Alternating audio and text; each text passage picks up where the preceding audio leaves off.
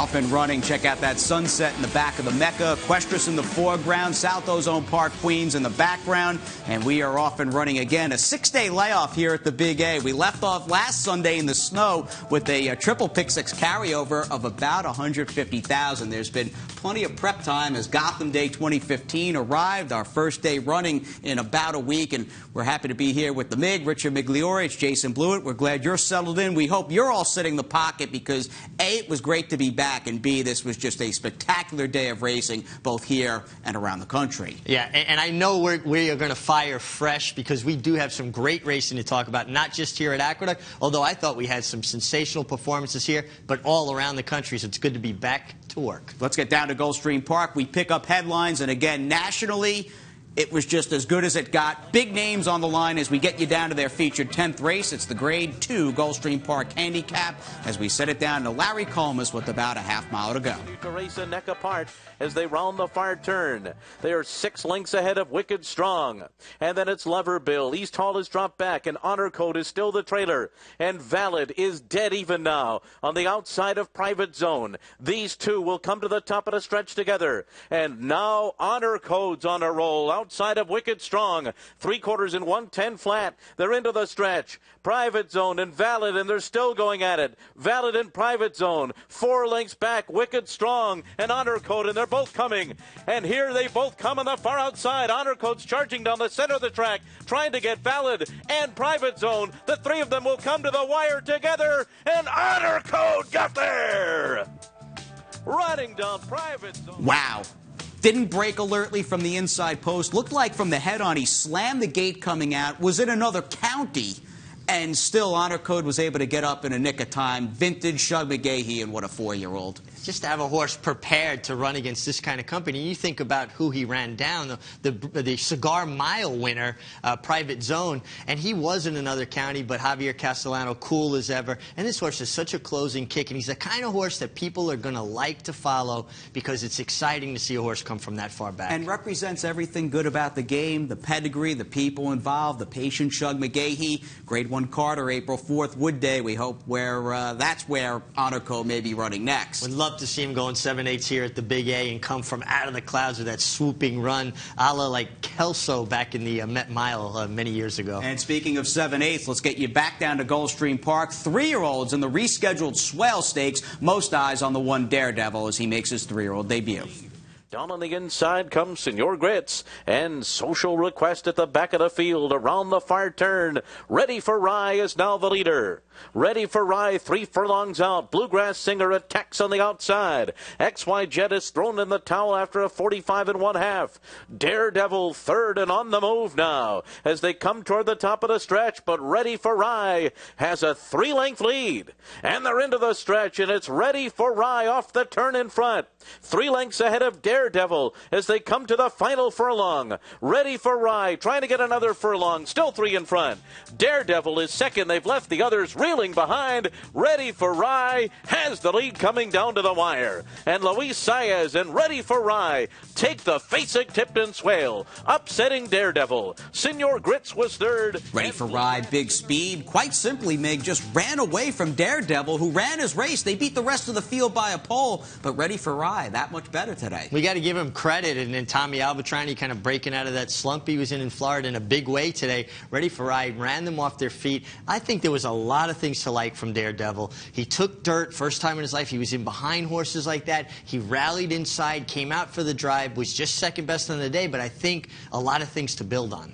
Last year Champagne winner. I still think more than Ready, his running style, he's a one-turn sprinter at the end of the day. We'll see what they do next. They got to stretch him out, though. Daredevil second in his comeback. Although Todd Pletcher did not win the Swale, things worked out a bit differently down at Tampa Bay Downs as we get you down for the marquee race of the winter meet at Tampa Bay. It's the Tampa Bay Derby with Richard Grunder. Along fourth, Amy Sputter is putting in a run fifth, and there goes Ocean Knight. And now Ortiz sets him down for the drive on the outside with 3/8 of a mile mile still to run, and Divining Rod trying to take him start to finish. My Johnny Be Good has had enough and retreats to be third. Here's the favorite, Carpe Diem, roaring up on the outside. Amy Splatter is toward the rail, and Ocean Knight, he's trying to stay undefeated. He has 4 lengths to make up, and less than a quarter of a mile to do it in, but as they turn for home, Carpe Diem, being confidently handled, has the lead, and Divining Rod, his game is ever toward the rail. Up on the outside, Amy Splatter, Ocean Knight has been defeated.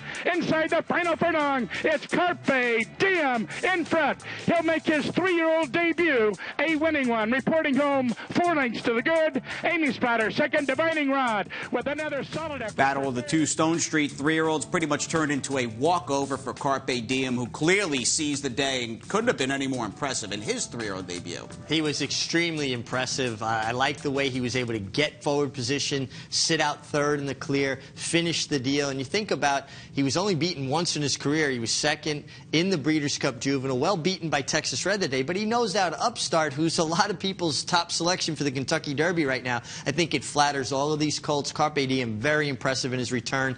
Ocean Knight, the other story in the race, the other Stone Street horse, you knew at the half-mile pole he was struggling, and obviously something went awry with him. We'll probably find out more tomorrow, whether he bled or maybe had a breathing issue, because he stopped. Very uncharacteristic of him. Well, we've got Upstart with the TwinSpires.com April 4th Wood Memorial pinpointed on his calendar. Maybe we see a rematch with Carpe Diem. And speaking of the Wood, my friend, let's get the Aqueduct Intertrack Stepping Stone. It's the 63rd running of the Gotham. 85 Kentucky Derby points up for grabs as we send it up with the 3-year-olds and John and Brielle.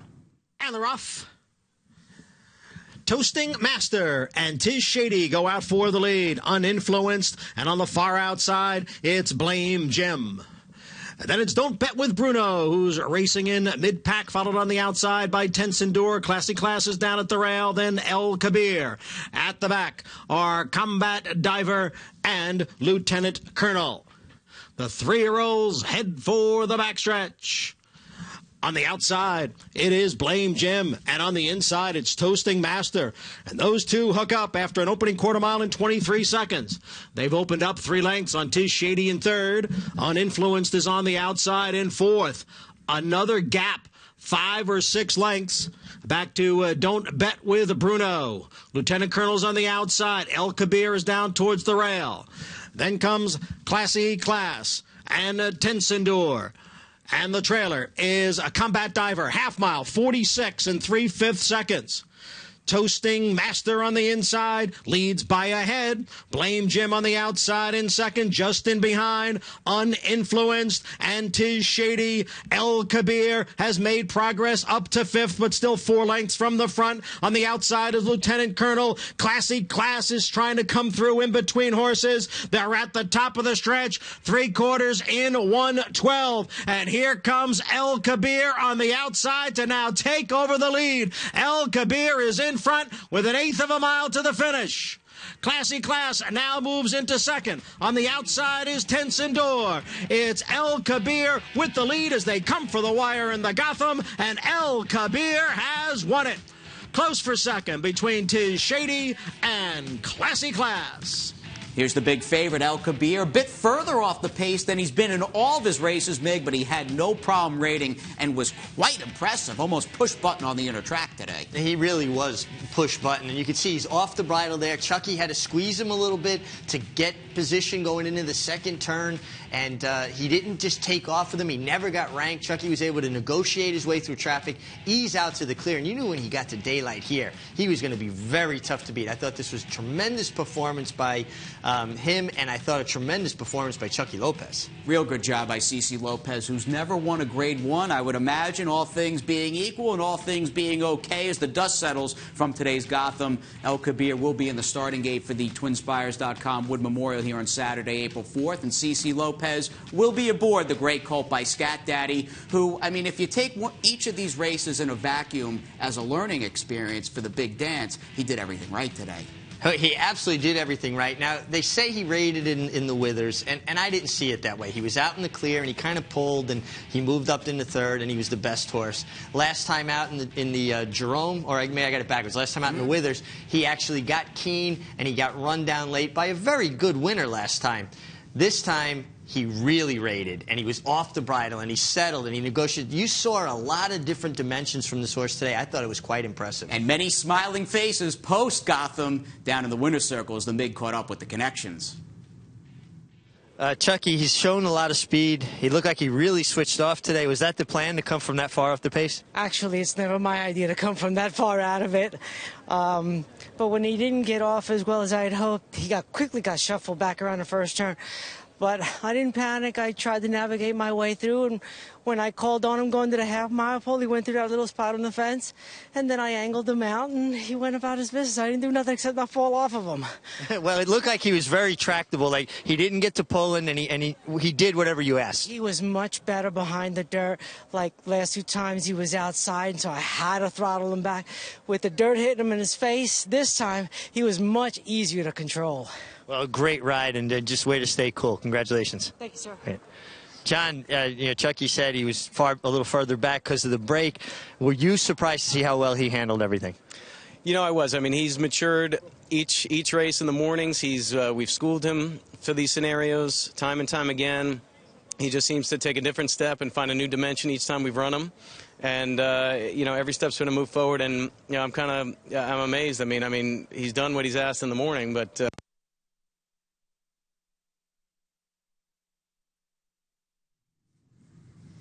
I like that this horse has just wintered at Belmont Park through the rough winter, the cancellations, the cold days on the training track, and he keeps finding more for a very good trainer.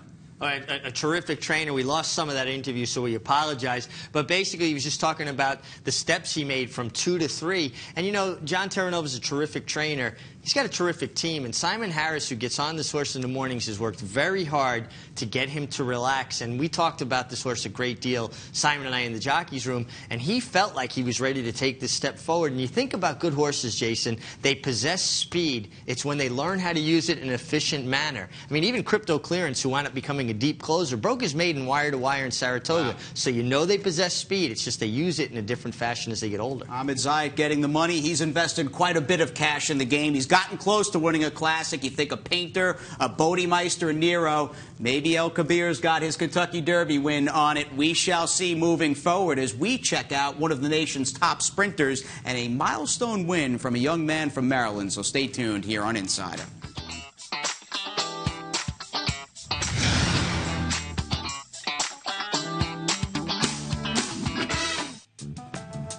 We're back, half-mile pole or so on this Saturday edition of Aqueduct Insider at MSG+. Jason Blewitt, Richard Migliore. We're glad you're with us for the second segment, Hoof Issues. Salutos Amigos. His trainer's been on the record that this winter has not been a walk in the park. Was it a concern going into today's Tom Fool? Well, yeah, I think it was definitely a concern, and I think myself and a lot of people thought he was vulnerable today, Salutos Amigos. When you have stops and starts in your training, you have Mother Nature to deal with, bad racetracks to deal with. But as we'll see, he handled everything fine. He's just a machine. Let's check it out. Johnny I once again with the call. It's the Grade 2 $400,000 Tom Fool. And a good start there for Salutos Amigos. Green Grotto is now moving up to grab the lead. Dad's Caps into second. Salutos Amigos is a close-up third. Malay is on the outside, running in fourth. Elevated down at the rail in fifth. And it's West Hills Giant and Sunny Inspired. Up the backstretch, Green Grotto by ahead. Dad's Caps on the inside in second, and the quarter was run in 23 2/5 seconds. Salutos Amigos is racing in third as the field races into the far turn. Dad's Caps on the inside, Green Grotto on the outside, and the two of them are right together. They've got 2.5 lengths on the big favorite, Salutos Amigos. Farther back, it's West Hills Giant, Elevated, Malaya, and Sunny Inspired. Into the stretch now. Dad's Caps with the lead over Green Grotto, but here comes Salutos Amigos on the outside. Salutos Amigos takes over inside the 8th pole, and Salutos Amigos draws away. 4 consecutive stakes wins here at Aqueduct. Salutos Amigos sharp in victory. He takes the Tom Fool and runs the 6 furlong. I up the purse, $200K, not $400. Maybe thinking of the Golden Shaheen worth $2 million. Is that a spot we might see Salutos Amigos next? Regardless, this horse once they straighten away, he's like a laser. I mean, his quarter-mile kick just takes your breath away. He's got a tremendous kick, and he's got the ability to come from far back if necessary, to lay up close if necessary. And he carried 125 pounds today. And in an era when horses don't carry a lot of weight, I don't think that should be overlooked in this performance. I think this was a powerful performance by a horse that's in raging form. And I'm sure David Jacobson, his trainer, breathed a sigh of relief, and Mig was down there with him after the race. David, Salutos Amigos delivered another just an impressive performance. I know you were a little concerned that you had missed some training, but it didn't seem to affect him. Not at all. I mean, it might have helped him. We had a system that we've been using to train him and bring him up to each race. That system was altered this time because of Mother Nature, and he just he prevailed. He's a special horse. Well, he is special, and he's a gem of consistency. He just shows up every time. What's the secret to keeping a horse in that kind of form for this long? Well, he has been. We got him in a groove of running, once a month. He's run 11 times in the last 11 months, and it makes it easier once you get him in the groove, and you don't have to do much with him. I didn't expect to do this little with him this time, but he just keeps on going. Well, I know that you wanted to get through this race, but that the race in Dubai, the Golden Shaheen's been on your radar. What do you think the chances of him making that trip now is? Well, that'll be a serious discussion I have with Mike Marino tonight, tomorrow, the next couple of days, and we have to decide by the beginning of next week. And right now, with this kind of performance, I have to say we're leaning towards going. Well, he certainly earned his way there. Congratulations, David. Rich, thanks. Thank you. On dirt, that's a race Americans historically had a lot of success in. 3/4 on the straightaway at Maidan. If Salutos Amigos is yours, are you taking him over for the $2 million Shaheen? In the form he's in right now, and obviously if he comes out of the race well, I go. He's a gelding. It's not going to enhance his value winning a Grade 1 like the Carter. There's other Grade 1s later in the year. It's a huge pot. It's an opportunity of a lifetime. He's a gelding. I go. Milestone win coming up next as we get back to Johnny I. Older Fillies and Mares, the second running of the Cat K, won a year ago by Princess of Silmar. And let's see what happened back in race 3 here on the Inner. My Litta and Shea Jolie, those two go out for the early lead. Evening show. On the outside, it's Holiday's Jewel, then Storied Lady and Wraith. And the 6 of them head into the clubhouse turn. My Litta from that inside post with a narrow lead. And now Holiday's Jewel is going up to challenge. So it's Holiday's Jewel and My Litta heads apart. A break of 2.5 to a Shea Jolie in 3rd. Storied Lady's on the outside in 4th. Wraith is 5th. And Evening Show trails. They've reached the backstretch. Holiday's Jewel is the leader now by almost a length. My Litter at the rail, second by a length and a half, with Shea Jolie in 3rd and Storied Lady in the clear on the outside and 4th, 4 lengths from the front. Then it's Evening Show and Wraith. Midway up the backstretch, Holiday's Jewel continues to hold on to the lead over Bing Longshot My Litta. The quarter went in 24 3.5 and 48 and 4. Shea Jolie's in between horses. Storied Lady on the outside. Holiday's Jewel challenged here by Shea Jolie. Holiday's Jewel a half length. Shea Jolie in 2nd. Storied Lady is now 3rd. Evening Show is up to 4th as My Litta drops back. Wraith is the trailer, and they're coming for the top of the stretch.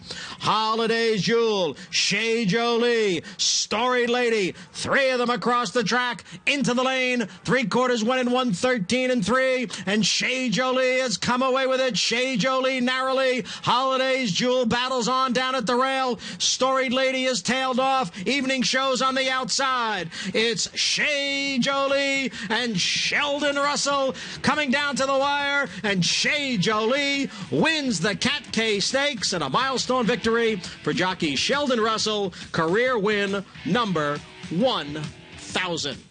And you talk about getting that 1,000th career victory on the big stage. Well, here's the Gotham undercard, Shea Jolie and the Cat K. Yeah, real nice to get it on the, at Aqueduct. A lot of eyes on racing here today because of the Gotham and the great card put together.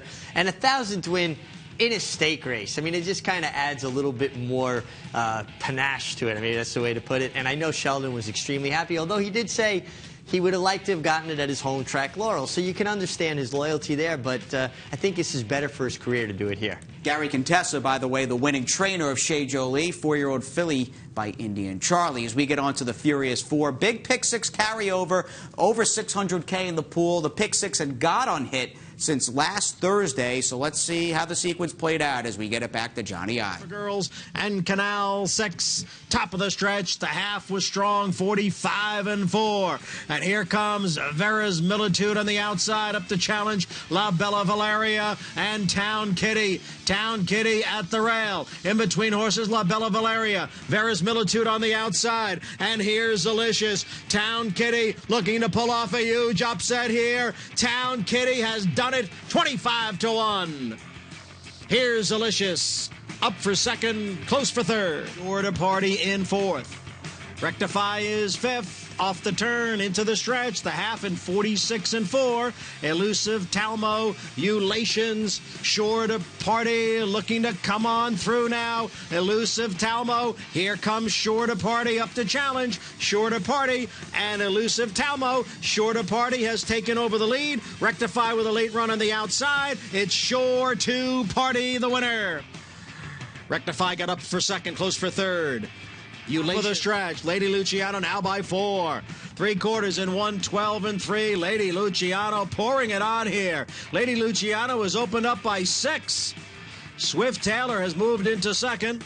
Unrepentant dropping back, then Understanding Charming Eyes. Literata on the outside. Lady Luciano, much the best winner here. Swift Taylor completes the exacta. And it looked like Understanding got third over Charming Eyes. Is valid. Now they're in the stretch. And it is Elmra, challenged here by Sun and Moon. And Sun and Moon is now the leader. Elmra is back running in second. Then Bit Bustin' and Reckless Move. Sun and Moon in front. Elmra is second. It's Sun and Moon to take the finale. Elmra was second. Reckless Move up for third. 6 winning favorites on today's card. One of them in the last, Sun and Moon. No quadruple pick six carryover into Sunday. That would have been something. A Trips and Traps winner in the pick six sequence. Sure to Party in race 7 for Jason Service. You got to pay attention to that Trips and Traps, and now it's on a loop, so you can watch it ad nauseum. And those shows are archived with the Mig and Andy. Now, there's no such thing as nauseum with you two on NYRA.com, our YouTube channel. Check it out, of course, NYRA.com and BelmontStakes.com as well. As we go with this Gotham Day 2015 in the chart books forever, we go to the rider standings and young Jose Ortiz, who did walk away with 2 wins today. Yeah, Irad Ortiz was away down at Tampa Bay, so Jose put a little distance between him and his brother. We still got a long way to go. I think these young men will slug it out all the way to the finish. 2-bagger for Jose, the 2-bagger for David Jacobson, your leading trader, with the first Saturday in March completed. Starting to stretch out that lead a little bit over Linda Rice and Gary Gullo, both having tremendous meets. Few claims. Let's see what they were doing down in the claim box in the Aqueduct Racing office. They claimed early and they claimed late, and a bunch of shakes, man. Holy, first 4 claims, there were a bunch of shakes. Yeah, and 6-way shake in the first, a 5-way shake in the 6th, so a lot of horses very popular with a bunch of different trainers. And drawing a way stable, taking one with Bruce Brown, a winning Montbrook firster in race 5, Songbrook. Our trainer Bob Barbera, they have branched out, and we'll see what Bruce can do with that second-time starter a few weeks from now as we take a final time out from the Mecca. It's Gotham Day, and you're watching Insider.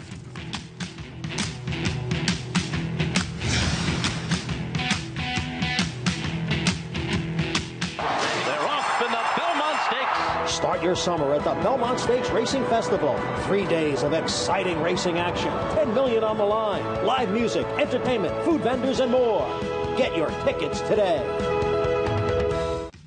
Welcome back, Jason, the Mig. Thankfully, you're all with us as we look ahead. Sunday's card, no quadruple picks at carryover, but 9 races. We've got that first post of 120 and the rescheduled multiple times Jimmy Winkfield. Let's get you down to the first replay of Majestic Affair and Joe Franklin in the Cappy, but they've all got to get around Majestic Affair. Yeah, the path to the winner's circle stands squarely through Majestic Affair. I mean, I honestly have a hard time seeing this horse lose. He gets an outside draw. He can lay close. He can come from off the pace.